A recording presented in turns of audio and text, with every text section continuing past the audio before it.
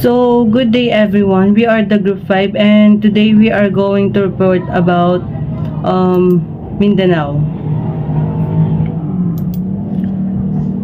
So, the key elements in our reports is the culture, language, food, values, music, arts and literature, religion, clothing, celebrations, festival, and beliefs.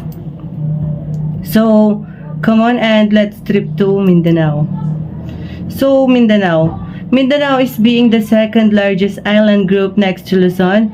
Mindanao has been dubbed the country's land of promise because of these promising natural resources. It is also known worldwide for being home to the surf capital of the Philippines, a famous highly urbanized city and jaw-dropping beaches. So let's proceed to the Mindanao culture. Mindanao culture is both rich and varied, a true mirror of the people of which it is the expression. They show not only the artistic ingenuity of the natives but also their beliefs, traditions, and life are reflected in them. These ethnic dances have for long survived.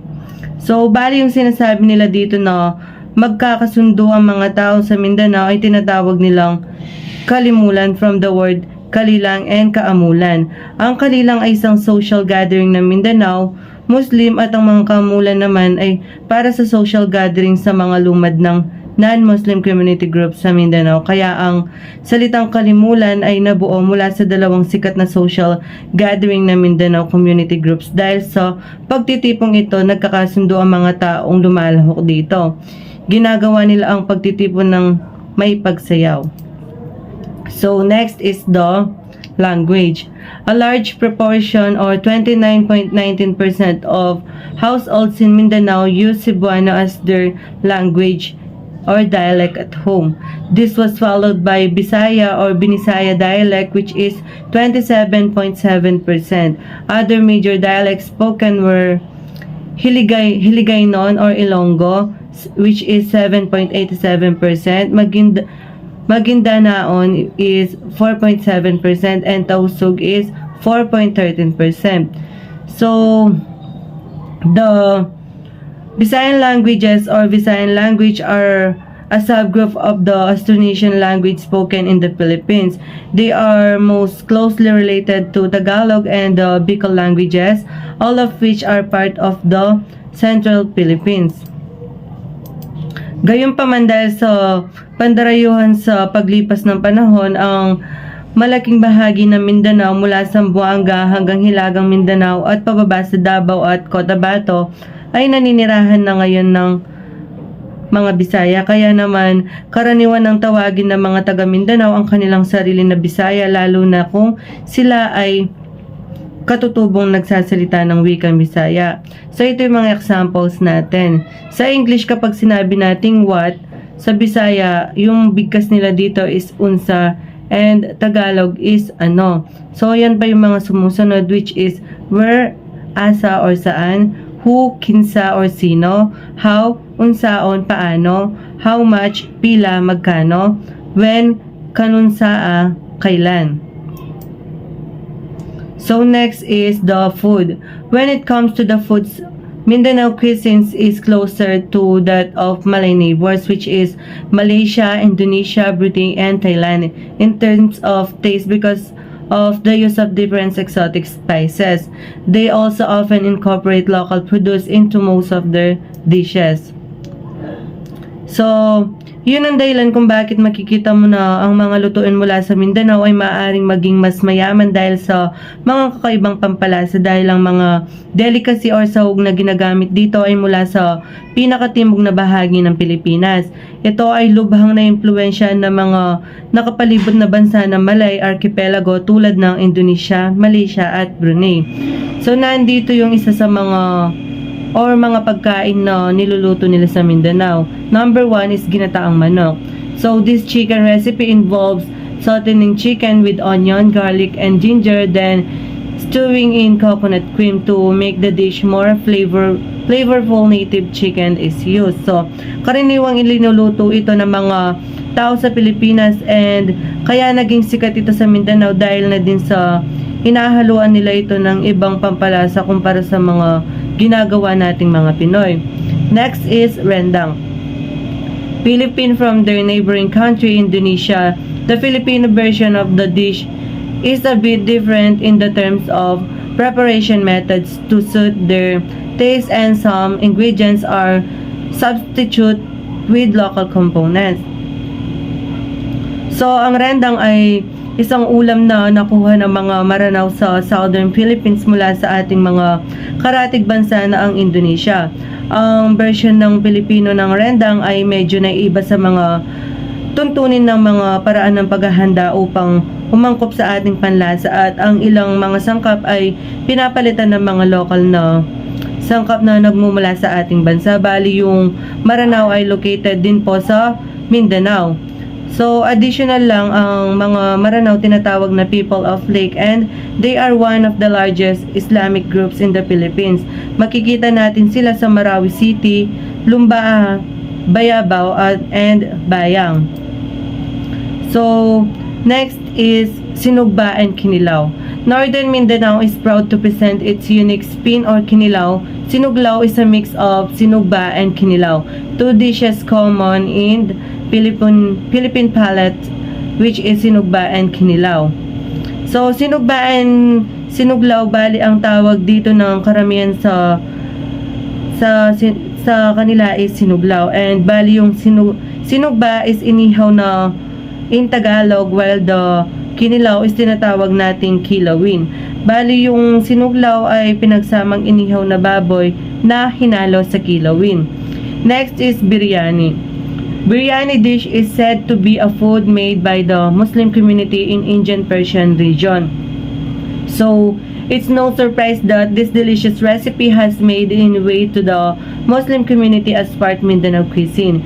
Biryani is basically a fried rice dish with bits of chicken or seafood and other spices. So, ang biryani o tinatawag nating mga Kapampangan na biringhe, bali madalas natin makikita yan sa mga fiesta, and madalang lang yung makikita nating marunong gumawa niyan dito, kasi usually yung mga taga Mindanao talaga yung mga magagaling gumawa ng mga biryani o biringhe. This dish takes its name from tiyula, which means soup, or stew, and itum, which means black soup. Ito nga po yung sinasabi nating tayula itum. So, tayula itum is a beef dish marinated and cooked with burnt coconut milk. Don't be fooled by its unattractive color. It is actually tastes opposite in its appearance. So, isa itong soup or stew, and stew which means black. So, the soup color came from the burnt coconut mint, and karaniwang tinatawag natin dyan is black soup. And lastly is the durian. Durian has become almost synonymous with Davao City because of its abundance, and because of its scarcity in other parts of Philippines. Many have sought after this exotic fruit. Durian is widely known as the king of fruits, and it is abundant in Davao. So, famously known for its pungent smell o hindi kaaya-ayang amoy pero may masarap na lasa. Durian is a fruit, pero halos alam ng lahat na hindi ito tinuturing prutas na, ngunit kadalasan pa rin dinadayo o pinupuntahan na marami para gawing merienda. Mindanaoans are passionate and emotional. To express themselves, they prefer to use body language rather than words, making eye contact a signal of recognitions and crucial when you are interacting with others. They will be appreciate and feel your genuine interest in them. And this is pang fifth, music, arts, and literature. First is music. Mindanao folk music includes the ancient Muslim folk song and dance called Estiharo, and a Mindanao folk song called Uruyan. These are usually accompanied by drums, gongs, or other percussion instruments like the subing a gong instrument. And this is the four parts of arts: malong, Inaul, Bungasama, Sinaluan. And this is the literature. Just like the other Filipino groups, the follow oral traditions, Mindanao Muslim folk literature has a rich variety of folk tales, myths, legends, poems, epics, ballads, riddles, and proverbs. Religion. Roman Catholic and Islam are the two religions most widely spread across Mindanao. These two denominations together cover the religious affiliation of more than half of island populations. Sa Mindanao, meron silang pinakalaganap na relihiyon. Ito ang Roman Catholic at Islam. Clothing. In Mindanao, there is a large minority of the people are practicing Islam, therefore following the Islam culture. Women wear a hijab, a long-sleeve top, and a floor-length skirt, while men wear polos and pants together with a hat called takiya. Non-Islamic people follow Byzantine-like fashion. Ang hijab ay ginagamit ng mga kababaihang Muslim upang ipabatid ang kanyang pagkatao. Ito ay nagpapakita na sila ay malinis, marangal, at dalisay na babae. At ang mga babaeng Muslim ay hindi maaari magsuot ng mga maiksing damit at mata lang ang nakikita, bilang respeto sa kanilang pagkababae. The traditional hat that Muslim men wear is known as the takiya, which is raised and round skull cap. Muslim men wear this hat because they believe that Muhammad always had his head covered. Celebration Festival. Kadayawan Festival in Davao City, Tuna Festival in General Santos City, Hermoso Festival in Zamboanga, Plomolok Festival in Polomolok, Bonok-Bonok Festival in Surigao. Kadayawan Festival. Kadayawan is a Davao festival celebrated every August that serves as a Thanksgiving event from the gift of nature, the wealth of culture, and bounties of harvest and serenity of living. It also celebrates and gives tribute to the Lumans, a collective group of indigenous people living in the city. Tuna Festival. The Tuna Festival is celebrated annually in the first week of September, and as you may have guessed, it gets its name from the General Santos City's exceeding number of tuna fish. It's what the city is most known for, have even come to be known as the Philippine tuna capital. Hermoso Festival. The Zamboanga Hermoso Festival or Festa Filar is an annual celebration in honor of the patroness of city of Zamboanga, Our Lady of the Pilar. The Zamboangueños are known for their fervent devotion to Our Lady of the Pilar, or better known to them as Nuestra Señora la Virgen del Pilar. Plomolok Festival. The name Polomolok was derived from the Bilaan term Flomlok, which means hunting grounds. In the early years, the place where the population is presently situated was known for its abundance of wildlife. There were no roads, and the lowlanders befriended the Bilaan highlanders and utilized them as guides. Aside from a rich hunting ground, Polomolok had so many creeks with free-flowing water coming from the hillsides.